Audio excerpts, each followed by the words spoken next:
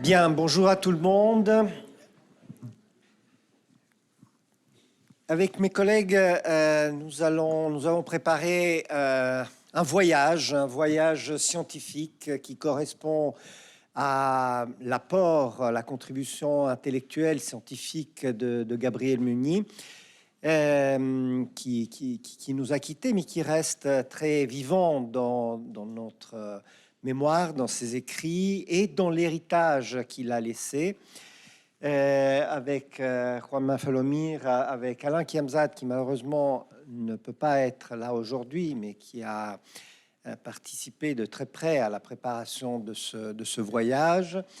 Et moi-même, nous voulons rappeler quelques moments importants du parcours scientifique de Gabriel. On pensait que c'était approprié de le présenter à l'ADRIPS, d'une part parce qu'il a été un des membres de toujours de l'ADRIPS.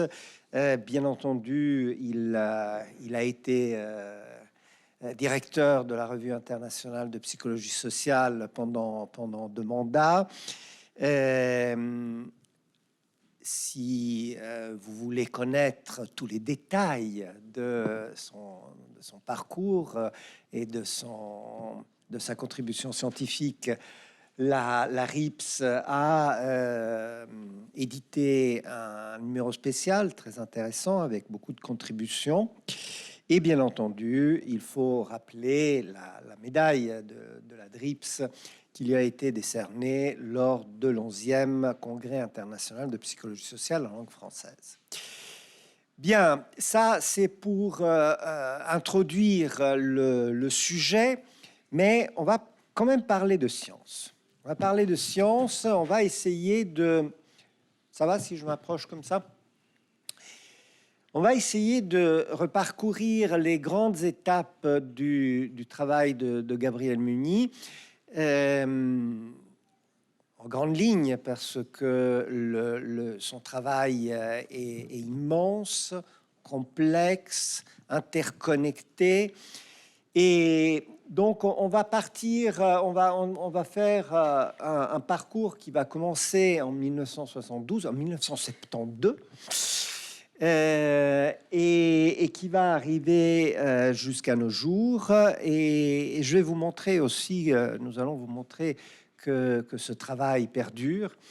Nous allons commencer avec ses premiers travaux sur le développement social de l'intelligence avec Willem Doise, avec Annélie Perret-Clermont et avec plein d'autres collègues. Et alors, je vous parlerai de ça, et ensuite, Juan Manuel Falomir parlera de la partie plus liée, mais qui était une ligne de recherche menée en parallèle sur l'influence minoritaire. Il présentera aussi la théorie de l'élaboration du conflit, avec laquelle il a travaillé avec Juan Antonio Pérez, avec beaucoup d'autres collègues. Et ensuite, on verra des travaux plus récents. Voilà, ça c'est le plan de la présentation. Bien, on va commencer avec le développement socio-cognitif, le développement social de l'intelligence. À la fin des années 60, Piaget voulait développer la psychologie sociale. À Genève, il n'y avait pas de psychologie sociale. Il avait écrit 2-3 choses sur les aspects sociaux de la psychologie. Mais enfin, il lui fallait un psychologue social. Il y avait Moscovici qui avait enseigné en tant que prof invité. Il y avait Claude Flamand qui était venu. Et finalement, c'est Willem Doise qui a commencé en tant que professeur, et il avait un assistant, Gabriel Mugni. Et à l'époque, il fallait se positionner un petit peu par rapport au travail de Piaget, tout en faisant de la psychologie sociale. Willem Doise venait des relations entre groupes, venait de la polarisation. Gabriel Mugni, il était jeune, il démarrait, mais il était été intéressés à l'influence minoritaire. Donc, ils ont commencé à travailler sur, évidemment, Piaget et Vygotsky. Pourquoi Piaget et Vygotsky? Parce que, bon, à Genève, il fallait travailler sur le développement de l'enfance. Et il y avait une opposition intéressante pour la psychologie sociale, parce que Piaget avait une conception évolutive de l'intelligence chez l'individu, et Vygotsky permettait d'apporter une conception sociogénétique de l'intelligence. C'était les années où on discutait beaucoup du développement de l'intelligence. Piaget avait une théorie basée sur l'évolution de stades qui permettait le progrès cognitif de l'enfant. L'apprentissage et le développement cognitif était une forme d'adaptation. Il y avait une matrice très biologique dans sa pensée, basée sur l'idée qu'il y avait un aller-retour entre ce qu'il appelait l'assimilation, l'accommodation. On assimile, on intègre les données de l'environnement, mais on s'y accommode aussi. C'est ça l'adaptation. Pour Vygotsky, en revanche, l'apprentissage était une activité sociale, c'était l'imitation. C'était l'imitation des modèles accessibles, des modèles qui étaient dans une zone proximale de développement, comme il l'entendait, c'est-à-dire ce qui était... on pourrait dire ça en psychologie sociale, ce qui était un modèle de comparaison sociale légèrement ascendant. Et donc, il y avait toujours des références à l'autre côté, entre guillemets. Chez Piaget, le social était une sorte de possibilité d'actualiser les structures cognitives. C'était une autre résistance de l'objet, pour utiliser ces termes. Pour Vygotsky, on allait dans l'autre sens, c'est-à-dire que la cognition était l'intériorisation de ce qui avait été élaboré socialement. Et donc, en partant de ces deux modèles et d'autres encore, Doise et Muni développent ce qu'ils ont appelé plus tard la théorie du conflit socio-cognitif, qui était une théorie qui essayait d'intégrer ces deux pôles, les travaux en psychologie cognitive, les travaux en psychologie sociale, avec l'idée que il y a des structures cognitives élémentaires qui permettent des interactions sociales élémentaires, mais dans ces interactions sociales, eh bien, il y a un développement qui se fait, qui permet de développer des structures cognitives plus complexes, qui permettent de participer à des interactions sociales plus complexes, et ainsi de suite. On voit ce mouvement en spirale qui permet de se développer et du point de vue cognitif et du point de vue social dans un mouvement d'interaction. Alors pourquoi le conflit socio-cognitif? Parce que le moteur de ce mouvement en spirale, c'est le fait que lorsque on interagit avec autrui, eh bien, des fois, il y a des résistances. Il y a des résistances sous forme de différence de point de vue, sous forme de divergence, sous forme d'incompréhension. Les raisons de diversité entre les personnes sont innombrables. Donc, la probabilité qu'il y ait un conflit constructif, eh bien, sont très importantes.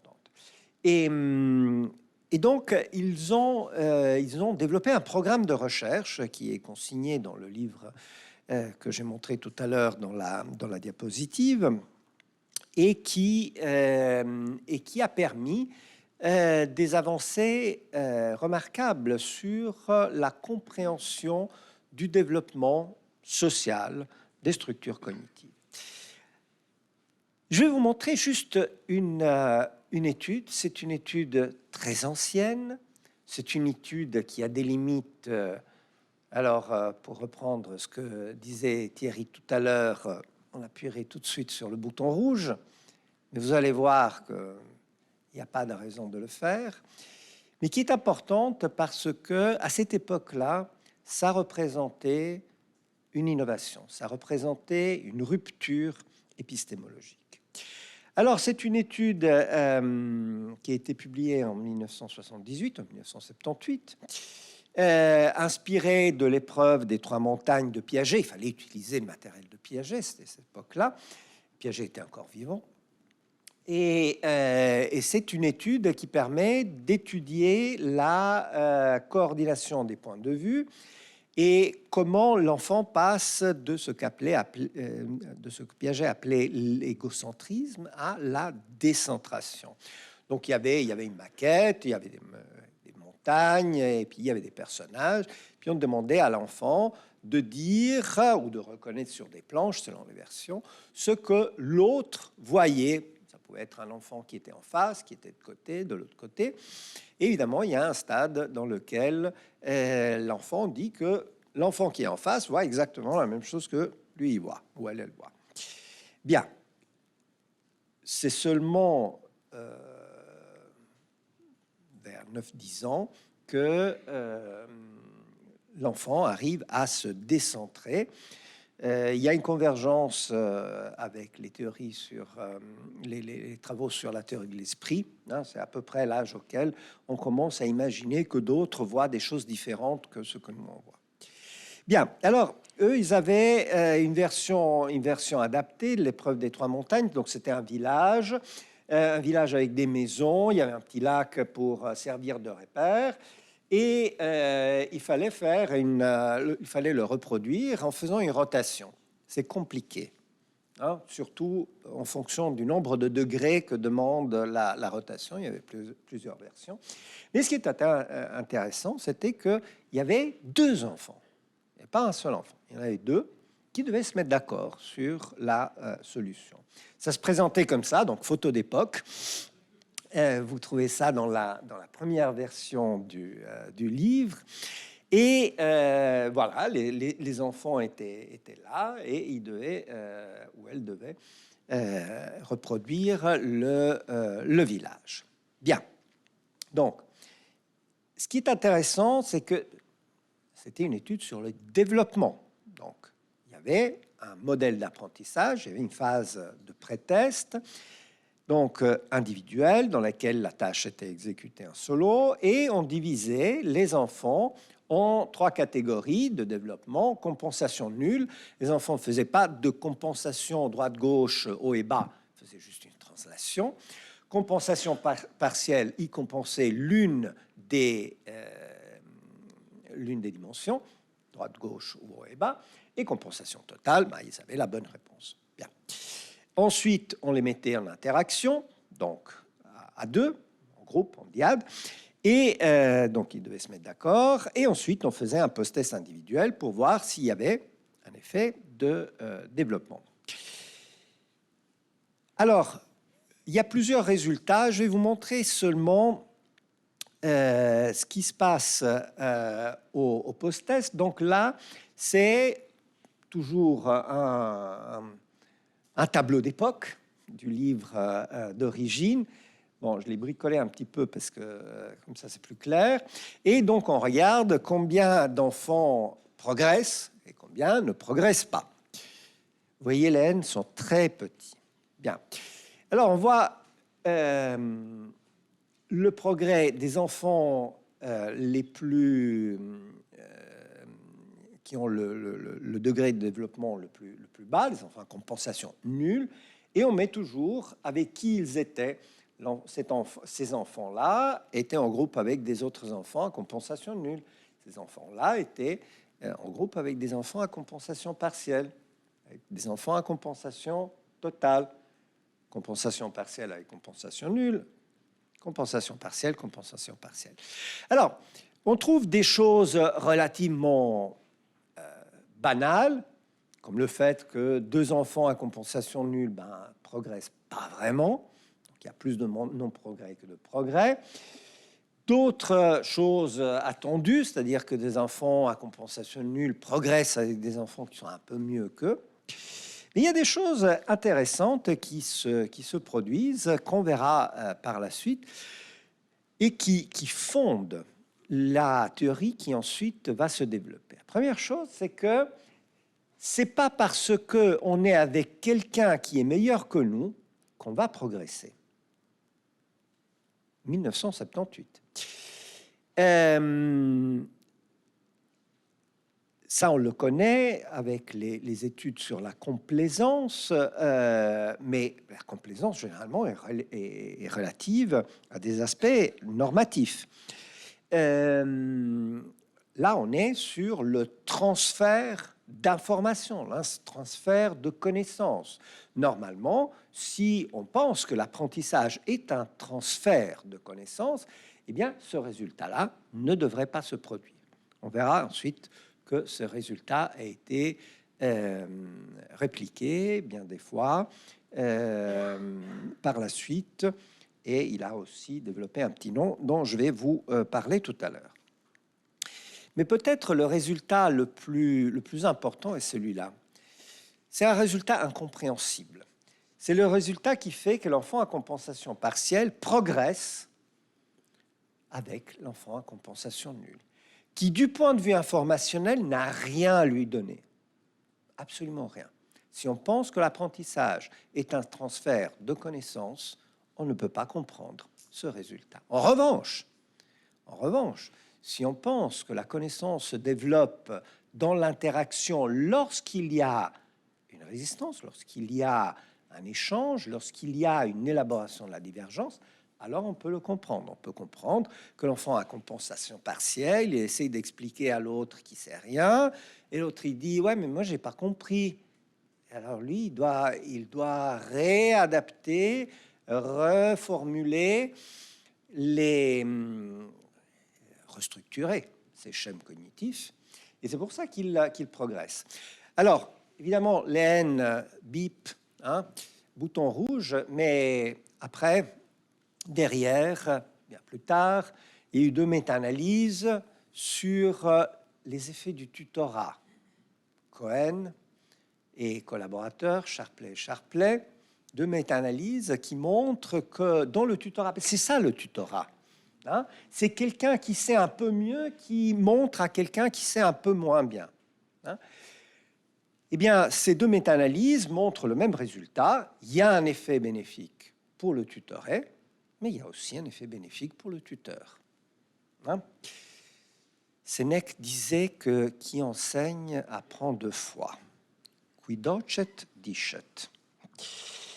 Bien.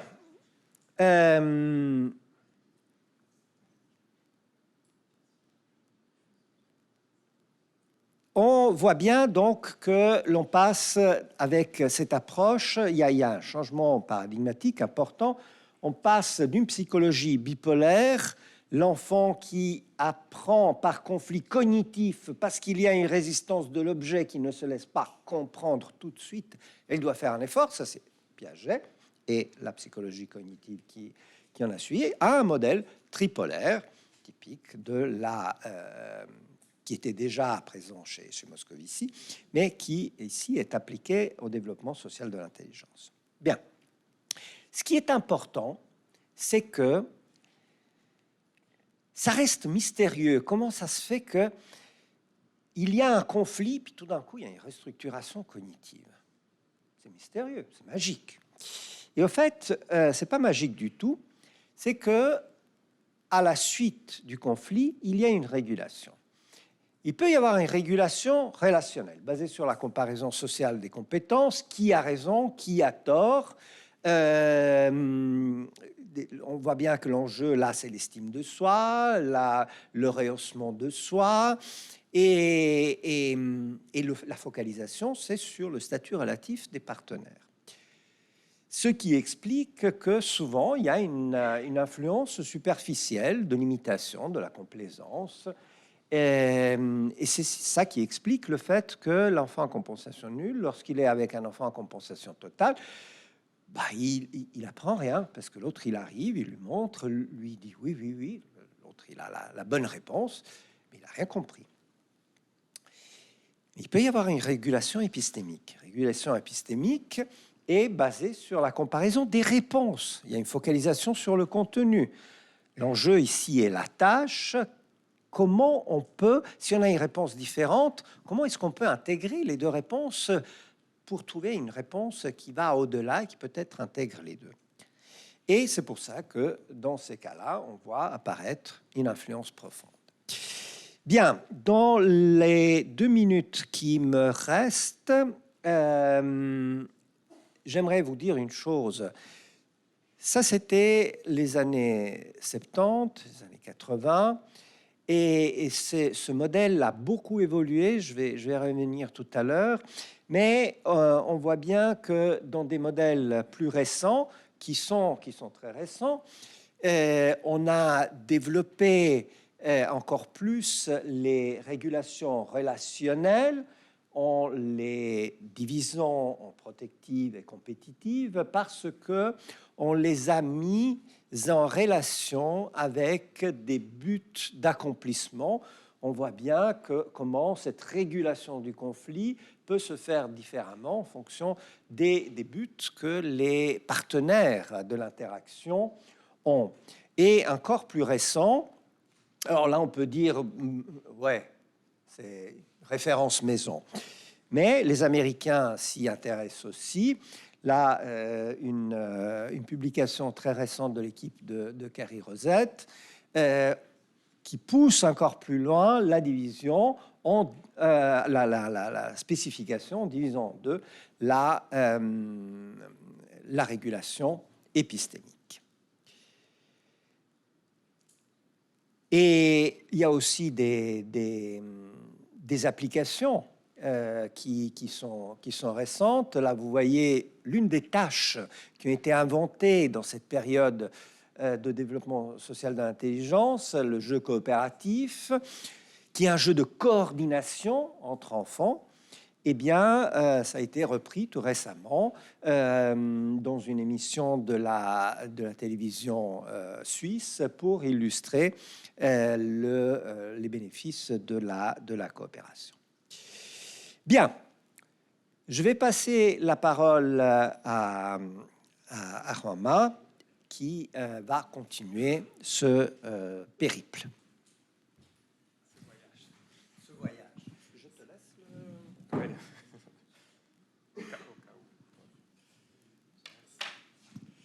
Alors,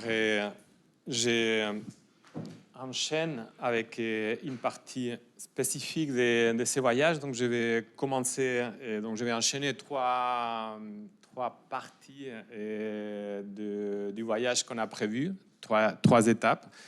Comme ça, c'est mieux. Et 3 étapes. Donc, ça, c'est la première. Il va être centré sur l'influence minoritaire et notamment ces travaux qui ont été menés en particulier ou en collaboration avec Stamos Papastamou et aussi avec Juan Antonio Pérez. Donc, pour commencer, c'est qu'ils ont eu la chance de pouvoir écouter Gabriel lors de ses présentations. Donc, vous savez qu'il était quelqu'un qui était un peu... quelqu'un qui travaillait sur les changements sociaux, mais qui avait la peine à changer aux nouvelles technologies. Donc, pendant des années où on était tous déjà en train de travailler, de faire des présentations avec PowerPoint, il continue avec ses rétroprojecteurs, ses slides, et il jouait beaucoup avec ses post-it qu'il faisait apparaître et disparaître en disant « et ça, c'est mon PowerPoint ».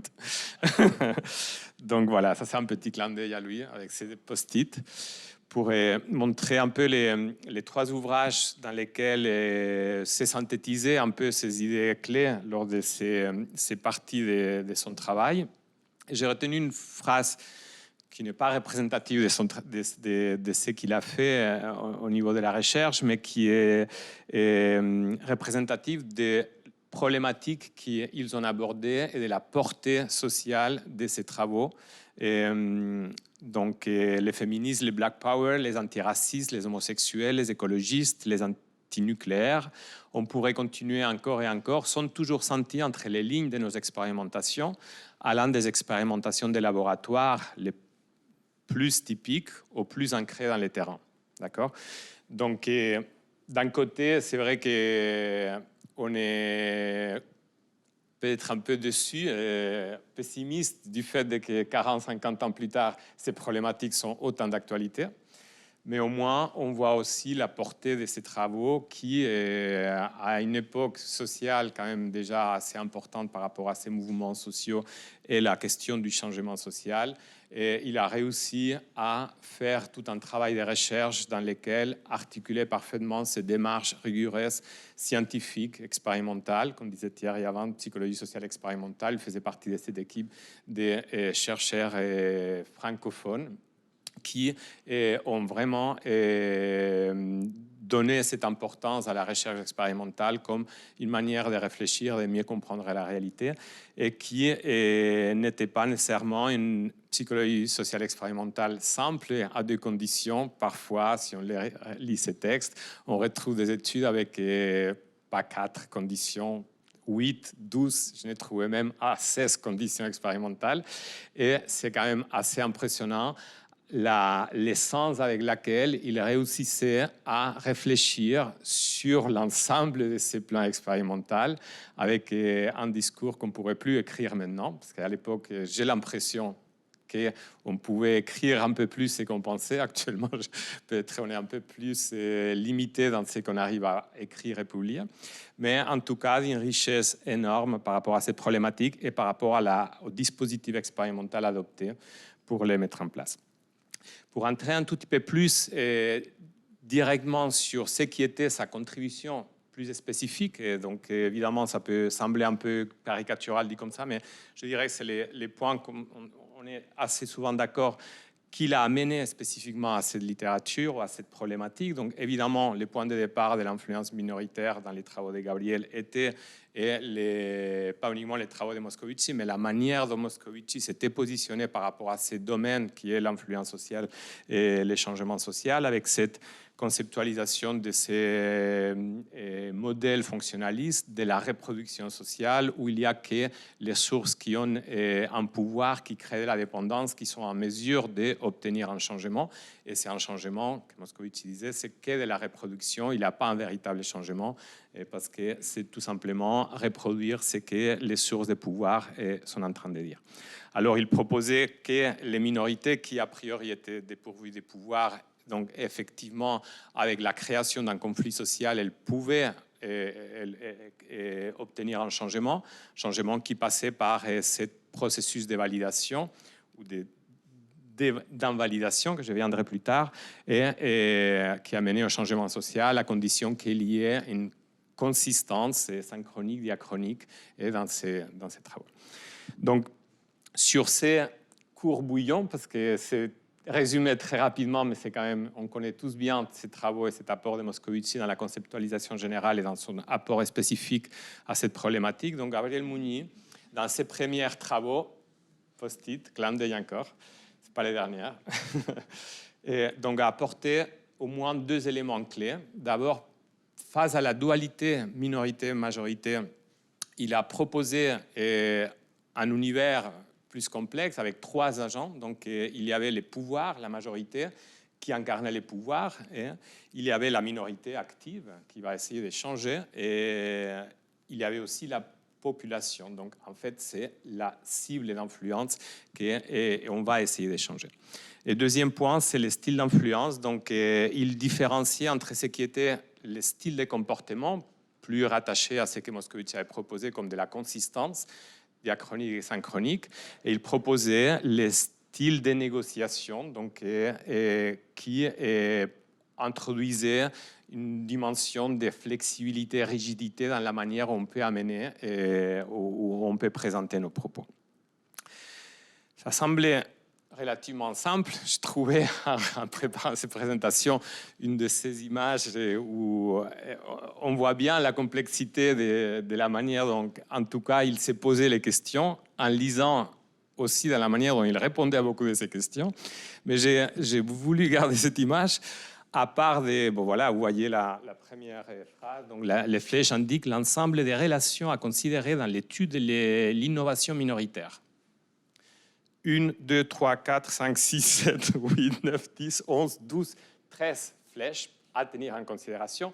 Deuxième point, par gain de clarté, n'ont pas été distinguées ici les sous-populations qu'il ne faut pas manquer de prendre en ligne de compte. Donc, c'était juste...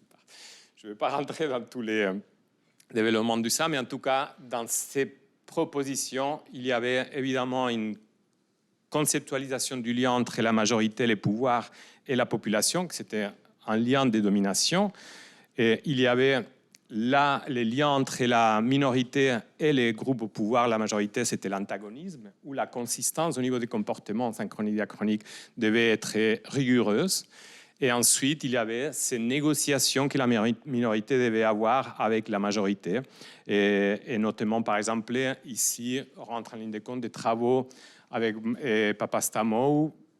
Un de ces travaux, par exemple, mené à Genève sur la problématique de l'armée, donc dans une perspective antimilitariste, et dans lesquels, à Genève, en 1936, il y a eu une fusillade par l'armée lors d'une manifestation ouvrière, donc d'extrême gauche. Et les mouvements antimilitaristes associent beaucoup l'armée au pouvoir et à la répression sociale. Donc, c'était des études des problématiques qu'ils utilisaient, qui utilisaient des contenus minoritaires, antimilitaires, pour changer l'opinion publique de la société vis-à-vis de l'armée. Donc, dans ces études, il y avait des positions minoritaires qui étaient vraiment antagonistes par rapport à l'armée et à l'utilisation de l'armée comme pouvoir de domination. Et il montrait comment les avantages en termes d'influence des négociations, notamment par exemple en proposant, à part les côtés ou les discours antagonistes, de proposer par exemple que l'objection des consciences pouvait être, qui était relativement populaire, donc quelque chose que la population appréciait, pouvait être considéré comme un moyen de lutte sociale contre l'armée, dans la mesure que c'était quelque chose de collectif et organisé, structuré. Donc voilà, c'était une petite concession à la population qui, du coup, percevait la minorité comme quelque chose qui pouvait être un allié ou pas, et donc clairement en rupture avec la position dominante, mais avec un lien privilégié potentiel avec la minorité. Évidemment, les liens qu'on peut tirer par rapport à des problématiques actuelles des mouvements sociaux, non violents, etc., est assez importante.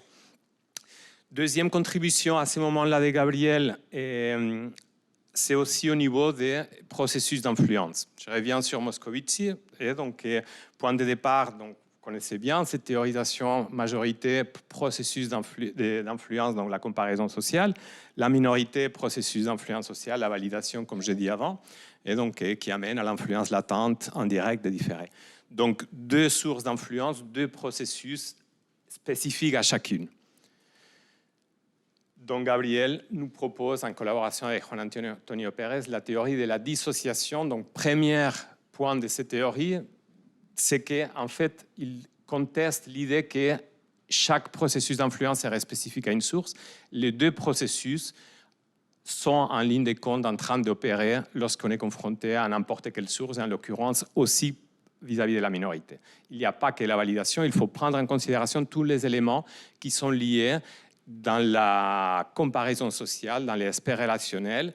Et on voit aussi les clins d'œil que dans sa réflexion, il tirait déjà aux travaux que Fabrizio vient de présenter sur la régulation sociale versus épistémique, et dans les travaux sur l'apprentissage et le développement de l'intelligence. Donc, en proposant que les deux processus sont là, la théorie, elle a grandi évidemment en proposant les mécanismes qui articulait ces deux processus. Et c'est pour ça qu'ils appellent la théorie de la dissociation, parce qu'il disait qu'il y a des conditions individuelles, contextuelles, etc., qui font que les deux processus travaillent de manière indissociée. Et là, on rejoint un peu ce que Thierry a dit tout à l'heure, de cette idée de la cognition motivée, où l'aspect relationnel va influencer la portée de la régulation épistémique. Autrement dit, la comparaison sociale qui va être toujours défavorable pour une source minoritaire, comment elle va entraver les fonctionnements de la validation ou de la régulation épistémique du conflit, versus la dissociation, tous ces facteurs qui vont permettre que les deux processus soient dissociés et qu'indépendamment qu'on dise « je ne vais rien savoir de ces minorités », les processus de validation que Moscovici proposait puissent agir et amener un changement. Juste quelques petites illustrations rapides et sans vouloir ni m'attarder trop, ni vous noyer dans des études expérimentales. Mais juste pour mieux illustrer ça, la psychologisation, c'est quand même un des facteurs qui ont été les plus travaillés en collaboration avec Stamos Papastamou et qui illustrait bien cette idée de l'indissociation. Donc, dans une étude avec la problématique de la xénophobie, un message pro-étrangère et une source minorité des Suisses qui défend ces points de vue et population relativement contre les étrangères, assez xénophobe. Et dans une condition expérimentale, contrôle, on ne fait rien, et dans l'autre, on demande tout simplement aux participants d'identifier les caractéristiques psychologiques de la source. Une manière de pousser à considérer les points de vue de la minorité comme les résultats des caractéristiques psychologiques particulières. Donc, une manière assez futée, on pourrait dire, d'induire cette indissociation entre les deux aspects plus relationnels et plus épistémiques. Et les résultats qui montrent qu'effectivement, sur la mesure d'influence latente, la condition où on a fait ce travail de lier l'aspect relationnel et l'aspect lié au contenu, qui obtient les moins d'influence dans l'histogramme tout à droite. Deuxième illustration aussi des travaux assez importants sur l'identification et qui, je ne vais pas en rajouter sur la catégorisation sociale, mais qui nous permet d'avoir une lecture autant sur les problèmes introduits par une trop forte identification à la source minoritaire, comme ils l'ont montré aussi par la suite, l'effet d'avoir une même catégorisation partagée avec la minorité, la catégorisation intra-groupe. Ici, c'est juste en termes d'identification. Donc ici, c'est la problématique, c'est l'avortement. J'ai fait des choix sur différentes problématiques. Donc l'avortement et sa gratuité défendue par une source minoritaire. Deux conditions expérimentales. Première variable, l'identification. On demande aux participants de choisir parmi 8 soit une ou deux caractéristiques communes qu'ils partagent avec la minorité, soit les 5 ou 6 sur les 8. Donc une manière de forcer l'effet de se rendre compte qu'on partage beaucoup en termes identitaires avec la minorité. Et deuxième variable, c'est les coûts de cette identification, un coût négatif, donc c'est une minorité, et ce coût, il est aggravé par le fait que ce soit juste l'avortement contre l'Église ou qui, dans la condition forte, qui soit contre l'Église parce qu'elle la considère comme quelque chose d'immoral, égoïste et irresponsable. Et les résultats qui nous montrent comment l'identification, le fait d'avoir forcé aux participants à se rapprocher de cette minorité et créer un blocage, et notamment un blocage lorsqu'il y a un coût lié à cette identification, un coût relationnel qui va empêcher la validation en accord avec la avec la dissociation, pardon. Et de l'autre penchant de la dissociation, donc qu'est-ce qui va permettre que l'individu fasse un travail dissocié des aspects relationnels et des aspects épistémiques? Donc, ça va être la centration sur les contenus. C'était déjà quelque chose qui était très présent chez Moscovici, mais ici articulé avec cette idée de la dissociation. Et comme illustration, une problématique sur les fumeurs avec un message anti-tabac attribué à une source minoritaire et comme contrôle et une source d'experts parce qu'elle était plus adaptée à ce type de problématiques sur la consommation des tabacs. Et une variable qui manipulait les degrés de focalisation sur les contenus en s'appuyant sur l'effet Zeigarnik. Donc, on faisait à la moitié des participants, à tous les participants, mémoriser les 5 ou 6 arguments les plus importants du message. Et à la moitié, on leur disait, et maintenant, vous les restituez tout de suite. On les libérait de ces contenus. Alors qu'à l'autre moitié, des centrations fortes, on leur disait, ne restituez pas tout de suite, attendez, parce qu'à la fin de l'étude, vous allez nous donner tout ce que vous avez été capable de garder en mémoire. Et ils gardaient pendant la suite de l'expérimentation ça en mémoire, qui travaillait, mais qui les focalisait pas sur la minorité, les focalisait sur les contenus qu'ils devaient restituer. Et ce qu'on observe, c'est vous l'avez vu, que la centration augmente l'influence de la minorité. Et pour terminer, désolé, je ne sais pas si c'est la seule ou ça arrivait déjà avant, mais ça décale à nous et on ne voit pas, mais c'est les effets paradoxaux du déni.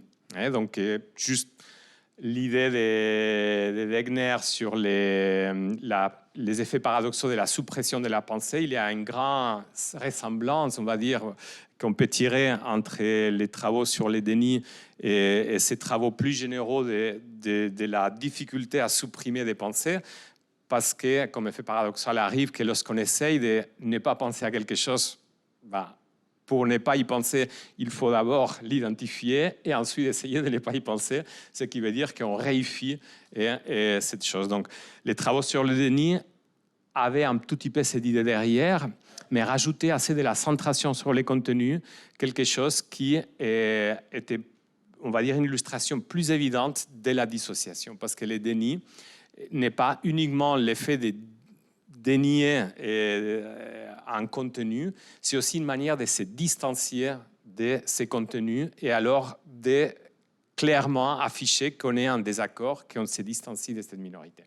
Et alors, dans ces travaux, c'est qu'on faisait tout simplement, comme dans cette étude, c'était de demander aux participants de lire un message, ici sur l'avortement, et d'identifier les arguments qu'à leurs yeux étaient vraisemblables. Donc, c'était la condition vraisemblance, ou de dire choisir les arguments qui étaient déraisonnables. Donc, on me présente un message minoritaire, je ne veux pas m'associer à ces contenus, et on me dit, mais ne t'associe pas, distancie-toi de ces contenus. Donc, je dénie, j'identifie la vraisemblance, et d'un point de vue logique, je devrais résister au changement. Et donc, les messages étaient attribués à une majorité ou à une minorité. Et comme vous savez, ou vous avez pu bien imaginer, dans la condition où on demandait aux participants de dénier les contenus, on a beaucoup plus de changements.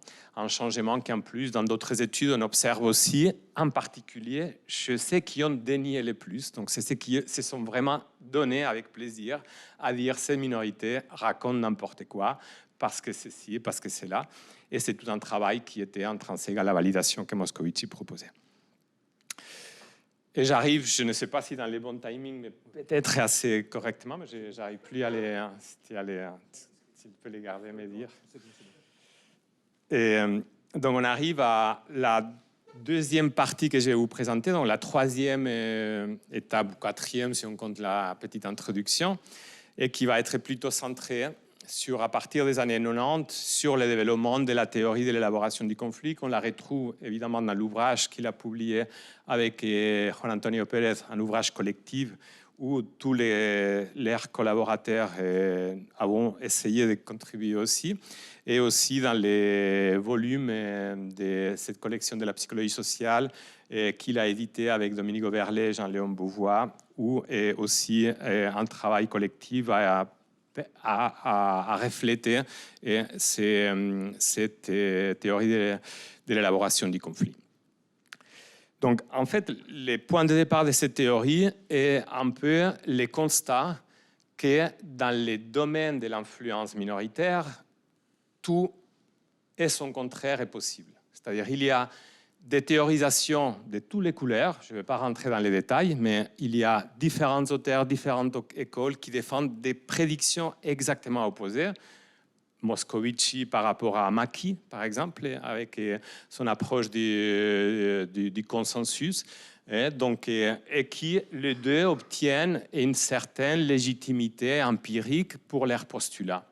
Donc, arrive un moment où les chercheurs, où je suis arrivé dans ces domaines, et je voyais quand même chacun tenait à sa théorie, mais en même temps reconnaissait que les autres n'avaient pas tous 100% tort parce qu'il y avait de l'évidence empirique à faveur de chaque théorie.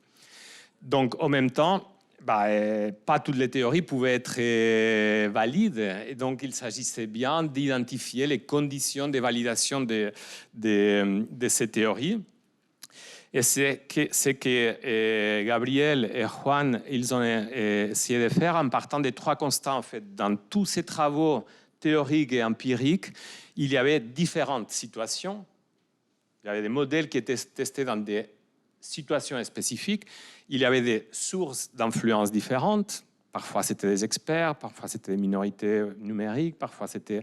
Mais il y avait différentes formes d'influence aussi. Donc, ils ont essayé d'articuler ces différents éléments et pour proposer une théorie qui n'est pas une théorie, on va dire, dans le sens propre du terme, une proposition théorique nouvelle, mais plutôt une articulation des travaux existants sur la base des principes qui nous permet de lire et comprendre ces différents travaux sans en écarter aucun. Principe organisateur derrière, depuis qu'il est né, je pense les conflits l'ont déjà accompagné, en tout cas dans sa carrière scientifique. On ne voit pas un travail où les conflits n'ont pas un rôle fondamental.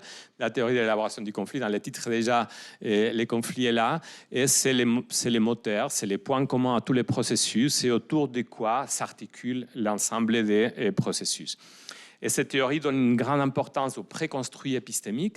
C'est les croyances a priori sur la nature des tâches qui déterminent comment elles sont perçues et considérées, ainsi que les attentes qui en découlent.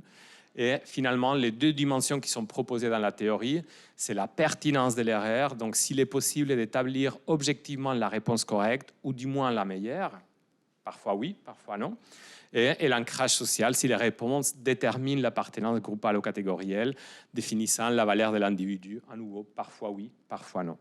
Ce qui amène à quelque chose un peu indigeste, le premier abord comme ça, donc ces deux dimensions qui nous font 4 situations différentes, et on a ici la situation la plus facile à régler. C'est une situation où il n'y a pas d'ancrage social et il y a une faible pertinence de l'erreur. Donc, c'est les situations où je m'affirme sur les goûts, préférences. Est-ce que tu es un telle couleur rouge ou vert? Peu importe, il n'y a pas d'ancrage social, c'est une préférence, il n'y a pas de conflit derrière. Évidemment, il n'a jamais étudié cette condition-là. Ensuite, il y a les situations qu'on appelle objectives non ambiguës. Donc, il y a une objectivité dans les jugements, une seule réponse elle est correcte, et il y a une attente des consensus. Donc évidemment, les paradigmes des H, les paradigmes de Moscovici étaient clairement dans ce type de tâches, et il n'y a pas de différenciation sociale qui serait pertinente. Ensuite, l'étape, donc des jugements d'aptitude, une réponse elle est correcte, les sujets ne savent pas laquelle est la bonne, donc il y a une incertitude, et il n'y a pas une grande attente de consensus. On sait que les gens peuvent se tromper. Il y a que les gens qui savent qui donnent la bonne réponse, les autres pas nécessairement. Et en tout cas, la réponse va déterminer si tu es compétent ou pas. Donc, il y a un ancrage social. Donc, c'est l'étape qui répond bien aux travaux de développement socio-cognitif, l'apprentissage que Fabrizio a mentionné avant, la situation expérimentale des shérifs, et entre autres. Et c'est des tâches qui ont été bien étudiées par Gabriel en collaboration avec Fabrizio, avec Alain. Et en tout cas, les deux qui ont le plus poussé ce type de tâches. Et finalement, pousser la connaissance de ce type de tâches. Et finalement, les travaux sur la TOP, donc c'est des jugements attitudinaux. Voilà, c'est des valeurs, des préférences, mais qui ont un ancrage social, contrairement à la première que je vous ai mentionnée. Et on s'attend à une pluricité, mais cette pluricité est liée à des appartenances sociales. On s'attend à qu'on partage des points de vue avec les gens qui appartiennent à notre groupe et qu'on se différencie des gens des autres groupes. Donc il y a un consensus attendu, mais un consensus au sein du groupe auquel on appartient. Et évidemment, la réponse qu'on va donner va nous donner une prototypicité par rapport à notre groupe ou va nous exclure de ces groupes-là. Donc il y a un fort ancrage social. Cette théorie, c'est double. 5 minutes pour ça ou 5 minutes pour les... Et donc, c'est double pour parler une pertinence des sources. Donc, il y a pour les TONA, c'est les nombres, la majorité ou la minorité. Pour les TAP, c'est la compétence. Et pour les TOP, c'est l'appartenance entre un groupe ou hors groupe. Et il y a toute une série de conflits qui sont travailler au sein de ces théories. Donc, actuellement, avec le peu de temps qui me reste, je vais vous parler des TOP et ensuite, c'est Fabrizio qui va vous parler de l'élaboration de ces conflits dans l'étape. Très rapidement, donc, vous avez compris l'ensemble de ces tâches qu'ils ont proposées dans leur théorie. Les TOP, donc c'est un fort ancrage social, une attente de pluricité, consensus du groupe attendu, la réponse assignée à un groupe, pertinence de la catégorisation et de l'appartenance sociale, et des attitudes intergroupes. D'accord ? Les sources pertinentes, c'est la normativité, majorité-minorité et intragroupe hors groupe. Paradigme type des TOP peut être les plus typiques ou les plus extrêmes dans ce type parce que ce n'est pas toujours un contexte intergroupe, mais les situations des contextes intergroupes, c'est par excellence une bonne illustration, on va dire, de ce type de tâches et des paradigmes intergroupes où il y a évidemment un conflit à la base, un conflit intergroupe et qui peut être défini comme la psychologie sociale l'a fait depuis des années, en nous informant comment ces conflits intergroupes se nourrissent et s'expriment.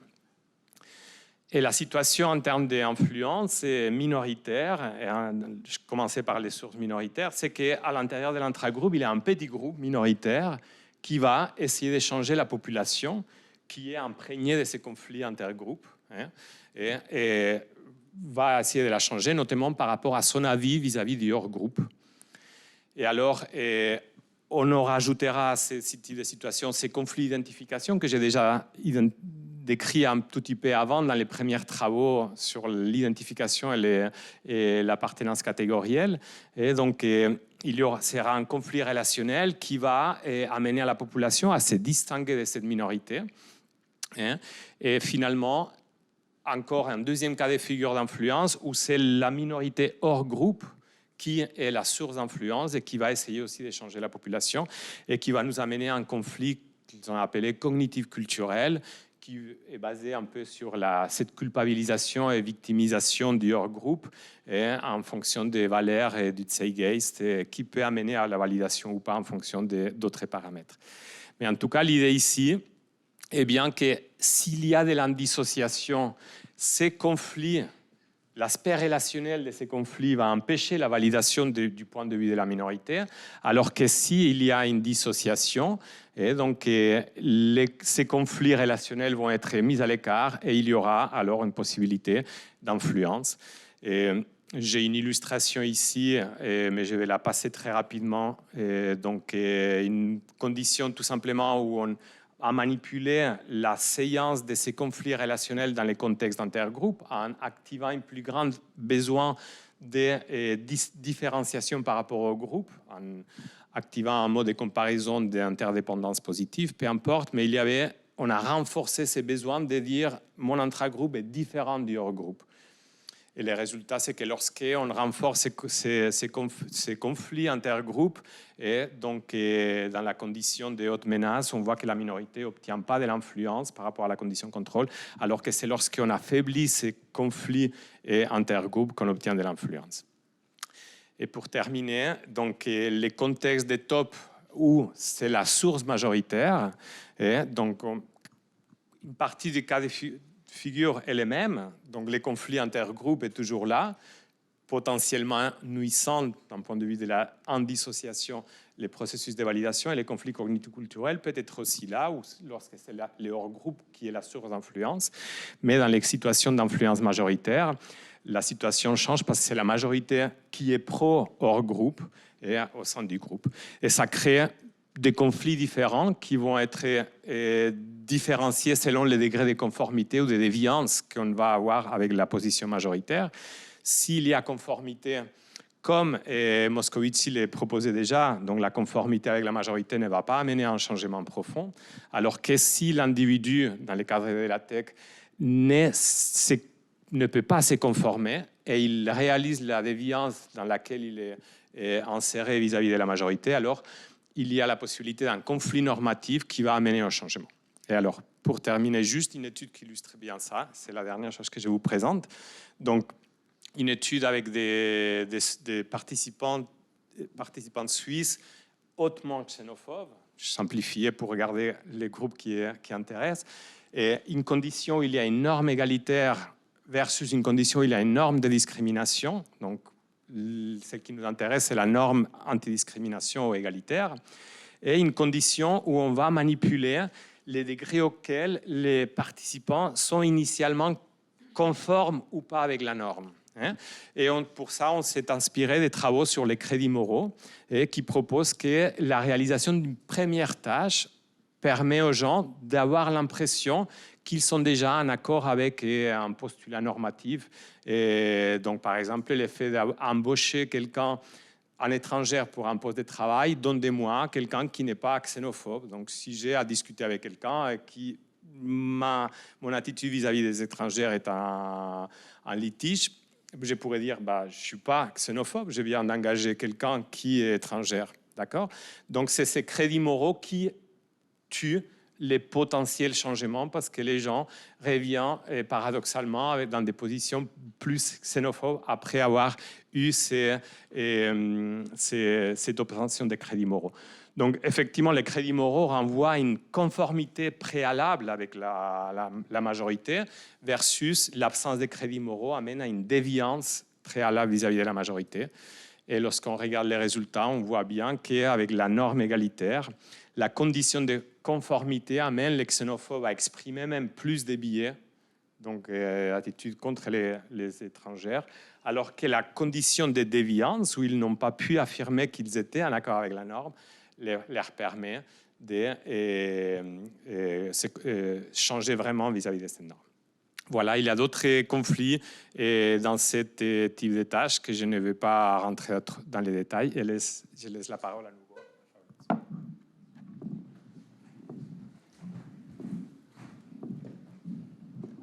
Bon, finalement, on n'est pas trop mal. J'ai encore 3 minutes.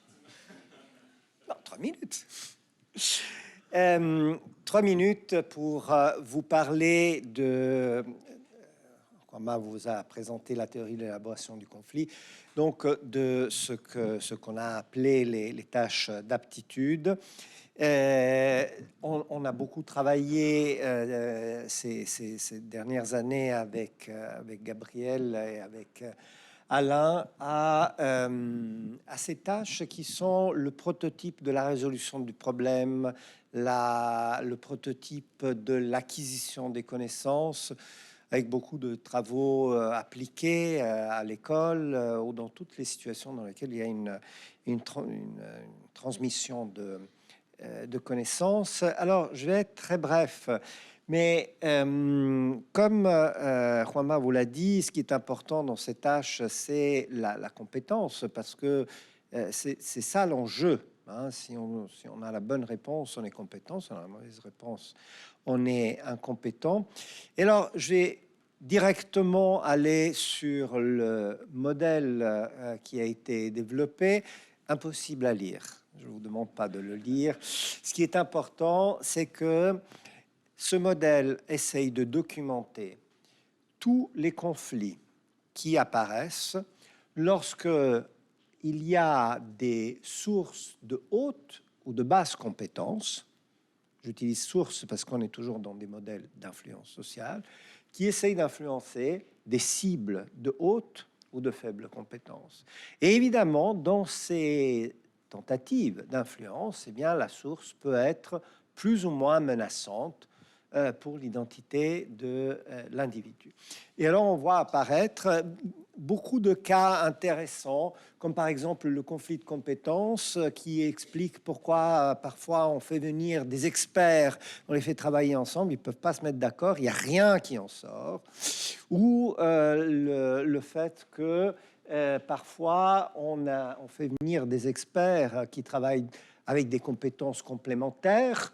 On doit construire une digue, eh bien, il y a quelqu'un qui est expert de la mécanique des fluides, d'autres des forces, d'autres des matériaux, et ils travaillent de bonne entente sans se menacer mutuellement.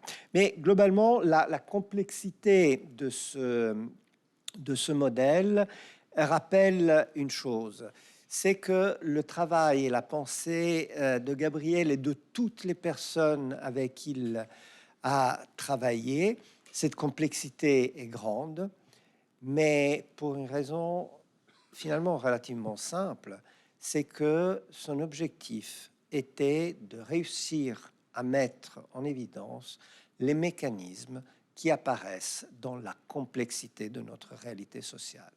Et avec ça, nous vous remercions et nous avons le temps pour une discussion.